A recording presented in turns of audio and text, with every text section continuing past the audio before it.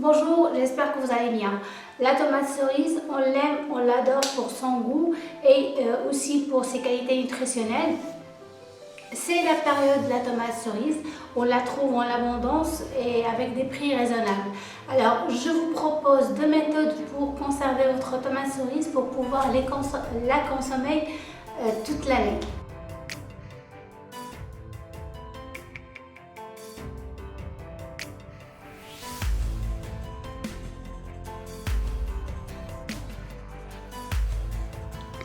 La première méthode, c'est la tomate séchée.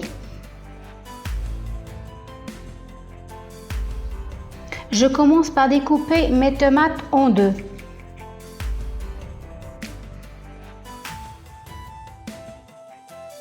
Je les dépose sur des plaques de façon à ce qu'ils ne se touchent pas et je les place au soleil.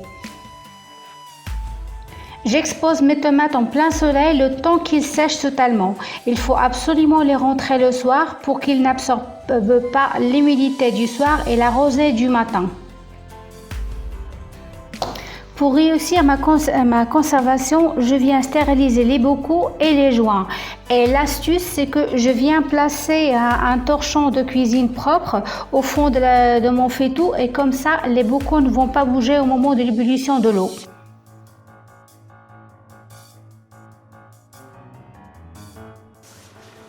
Voilà, mon bocal a refroidi.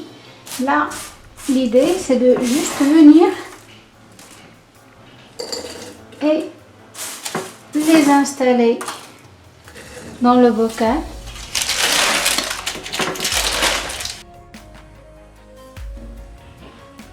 Et voilà. Je viens tasser pour m'assurer qu'il n'y a pas une tomate qui dépasse. Et je viens placer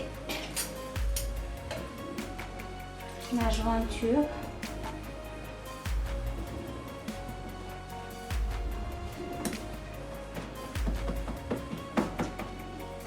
Que j'avais déjà stérilisé.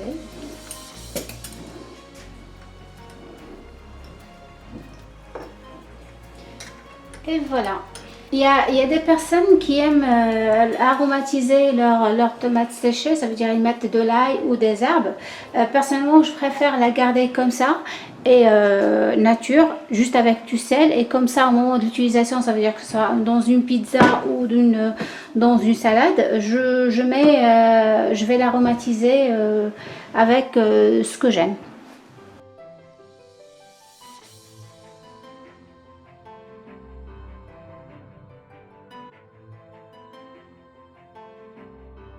Voilà. Et je les travaille comme ça pour qu'il n'y ait pas de choc thermique. C'est-à-dire, si les bocaux sont froids et que je rajoute de l'eau bouillante, ça risque d'éclater. Alors, qu'est-ce que je vais faire? J'ai mes tomates que j'ai déjà préparées.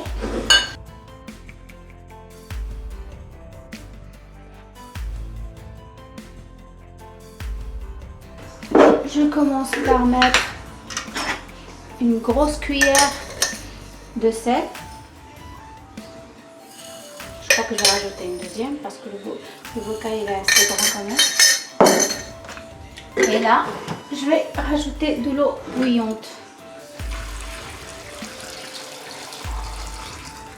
Voilà, j'ai totalement couvert la tomate.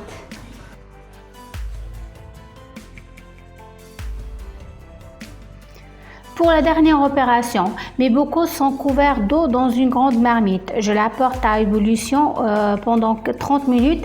J'arrête le feu et j'attends 5 minutes avant de sortir mes bocaux. Je les laisse refroidir pendant 24 heures à température ambiante avant de les stocker dans un endroit sec et frais. Voilà, je vais maintenant stocker mes tomates cerises dans un lieu frais et sec pour la prochaine utilisation. Pour vous dire, cette méthode m'a été communiquée à la fois par ma mère et ma belle-mère, donc c'est la formule pour réussir votre conservation. Voilà, c'est tout pour cette vidéo, j'espère que vous l'avez aimé. Si c'est le cas, n'hésitez pas à la liker, la partager et aussi à vous abonner à la chaîne. Merci et à très bientôt. Au revoir.